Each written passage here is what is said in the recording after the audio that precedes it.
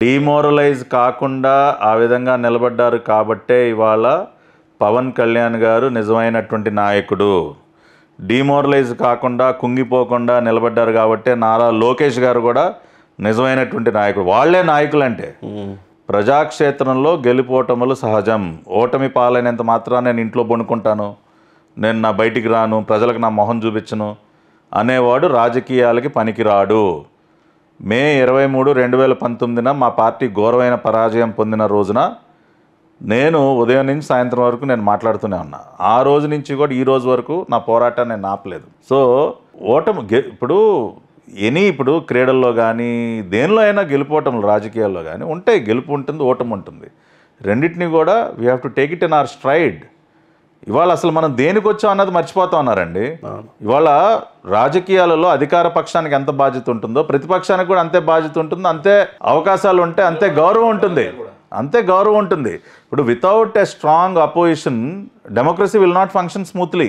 ఇప్పుడు పార్లమెంట్లో నిజంగా నేను almost like more than 35 years నుంచి I been following right from when I was very young. Great debates. Vajpayee garu, Advani గారు, ప్రణబ్ ముఖర్జీ గారు, అరుణ్ జైట్లీ గారు, సుష్మా స్వరాజ్ గారు, అభిషేక్ మను సింఘ్వి కానీ, ఇట్లా సోమనాథ్ చటర్జీ, ఇంద్రజిత్ గుప్తా, ఎంతమంది అండి, పివి నరసింహరావు, సో అంటే దట్ ఈజ్ డెమోక్రసీ.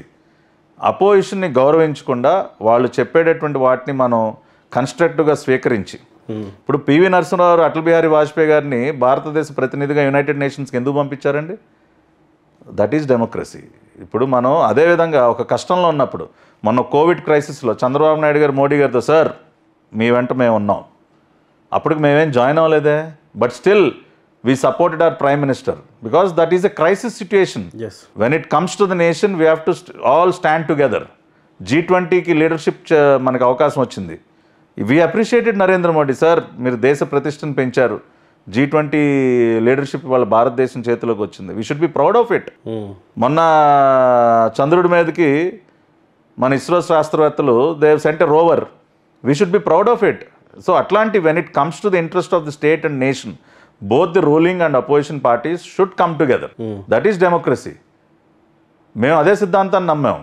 అందుకనే మేము 40 సంవత్సరాల తర్వాత కూడా తెలుగుదేశం పార్టీ అంతా బలంగా నిలబడగలిగింది. కానీ వైఎస్ఆర్ కాంగ్రెస్ పార్టీ ఇవే చివరి ఎన్నికలు. 2024 జూన్ 4 తర్వాత వైఎస్ఆర్ కాంగ్రెస్ పార్టీ ఉండదు. పట్టాభి గారు, టీడీపీ కోసం అహర్నిశలు కష్టపడిన నాయకులు, అంటే ఒక 2-3 సార్లు ఎమ్మెల్యేగా గెలిచి పార్టీ కోసం ఎప్పుడైనా గొంతు అవసరం ఉంది, తన గలం అవసరం ఉంది అని అంటే అహర్నిశలు కష్టపడి ప్రజల మధ్యలో ఉన్న దేవినేని ఉమా గారికి ఈరోజు టికెట్ ఇవ్వకుండా పక్కన పెట్టడం ఏ రకంగా చూడవచ్చు? అంటే పొత్తులు పెట్టుకున్నప్పుడు మనం ఇతర పార్టీలతో ఒక్కొక్కసారి ఇటువంటి ఇబ్బందులు రావటం అనేది సహజంగా జరుగుతూ ఉంటుంది. సో ఆ రకంగానే కొంత పొత్తుల వల్ల కానివ్వండి, లేదంటే ఇతర పార్టీల నుంచి కొంతమంది నాయకులు మన పార్టీలోకి వచ్చినప్పుడు కానివ్వండి, కొన్ని అనివార్య పరిస్థితుల్లో ఇటువంటి ఇబ్బందులు జరుగుతుంటే ఆ రకంగా సీనియర్ నాయకుడికి టికెట్ రాకుండా ఉన్నంత ఇవాళ టికెట్ రానంత మాత్రాన దేవినేని ఉమామహేశ్వరరావుని ఇంకొక రకంగా గౌరవించదు పార్టీ అని మీరు అలా చెప్తారు? ఇంకా చాలా రకాలైనటువంటి మార్గాలు ఉన్నాయి. దేవినేని ఉమామహేశ్వరరావు వారి కుటుంబం, వారి అన్నగారైనటువంటి రమణ గారి దగ్గర నుంచి కూడా తెలుగుదేశం పార్టీకి ఎంతో సేవ చేసినటువంటి కుటుంబం.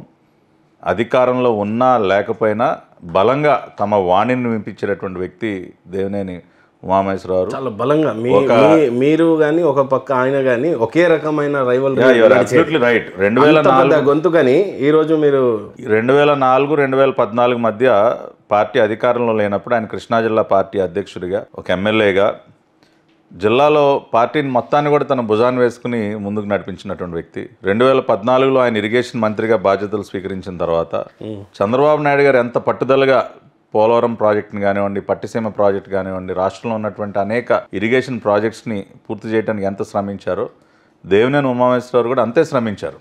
దాదాపు 65,000 కోట్ల రూపాయలు 5 సంవత్సరాలు ఇరిగేషన్ ప్రాజెక్ట్స్ మీద ఖర్చు పెట్టినా 6 పైసలు కూడా అవినీతికి తావు ఇవ్వకుండా. వైసీపీ నాయకులు చాలామంది చాలా మాట్లాడారు దేవినేని ఉమా గారి గురించి.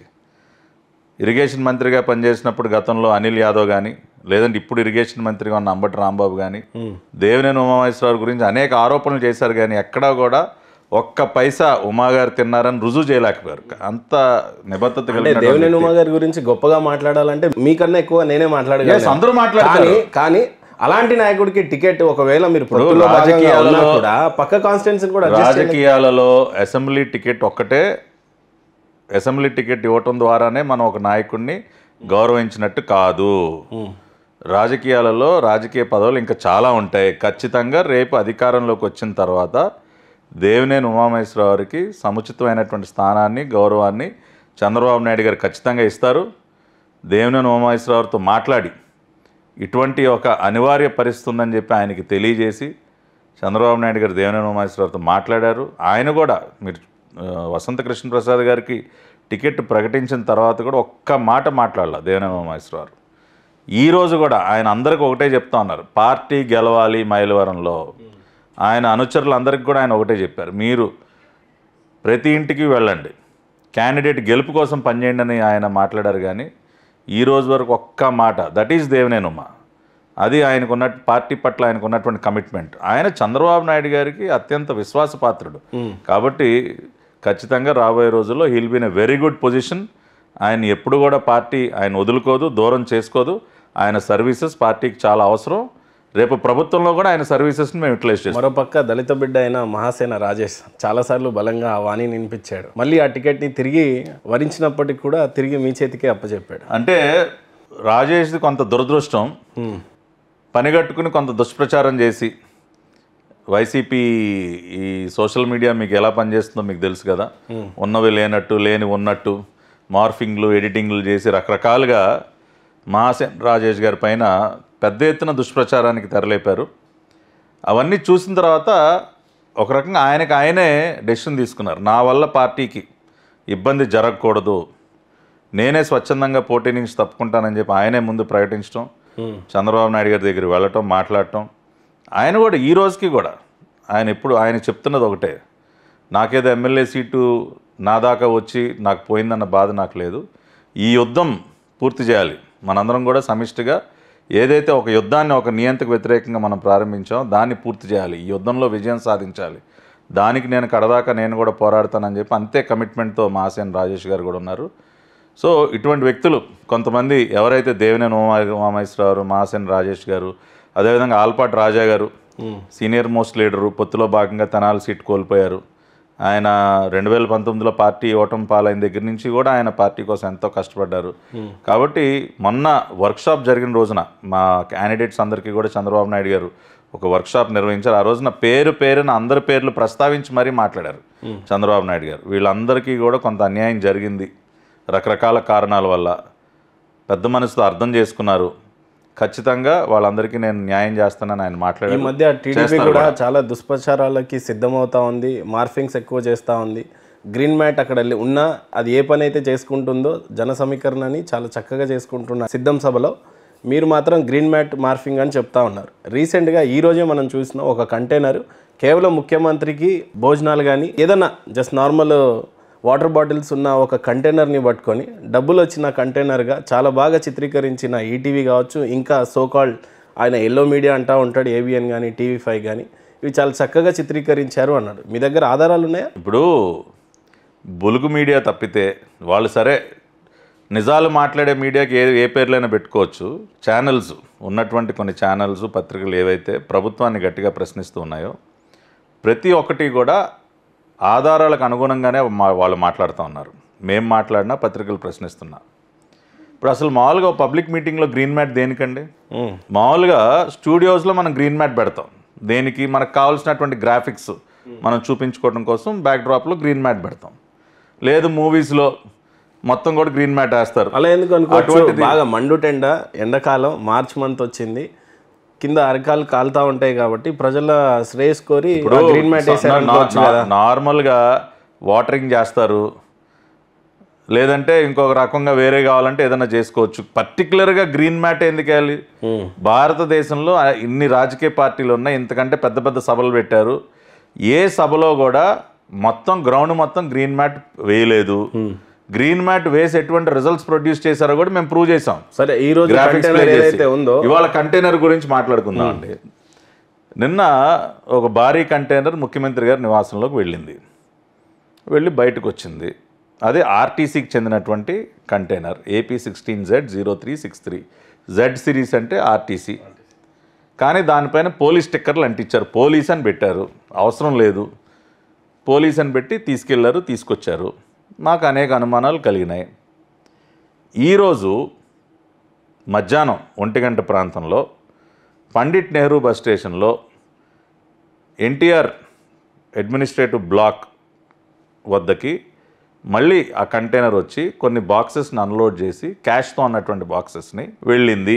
ఆధారాలు ఉన్నాయా? జస్ట్ బట్టగాల్చి మీద పడేసి మేము ఇవాళ ఛాలెంజ్ చేసాం. మేము చెప్పేది నిజం కాకపోతే, మేము చెప్పేది అబద్ధమే అనుకుంటే మీరు ఆ ప్రాంగణంలో ఉన్నటువంటి సీసీటీవీ ఫుటేజెస్ని రిలీజ్ చేయండి. ఇవాళ బస్ స్టేషన్ మొత్తం ప్రాంగణంలో దాదాపుగా 500-600 సీసీ కెమెరాలు ఉన్నాయి. ఈ అడ్మినిస్ట్రేటివ్ బ్లాక్ చుట్టూతా కూడా ఉన్నాయి. వీళ్ళు చెప్తున్నదని అబద్ధం అని ప్రూవ్ చేయటం మీకు నిమిషం పని కదా. మీడియా వాళ్ళు వెళ్ళి సీసీటీవీ ఫుటేజ్ అడిగితే అప్పుడు కరెంటు పోయిందండి, మేము ఇవ్వటం కుదరదండి, ఇవ్వటం సాధ్యం కాదండి. ఎందుకు మీరు వెళ్ళండి రేపు.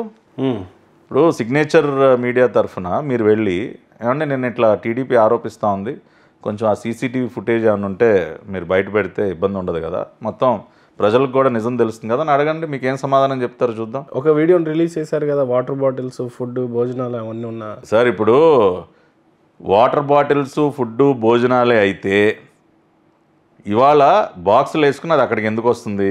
ఇవాళ కొన్ని కోట్ల రూపాయలు క్యాష్ కరెన్సీని ఇవాళ వాళ్ళ క్లర్క్, డిపో క్లర్క్ ఛాంబర్లో లెక్క పెట్టారు.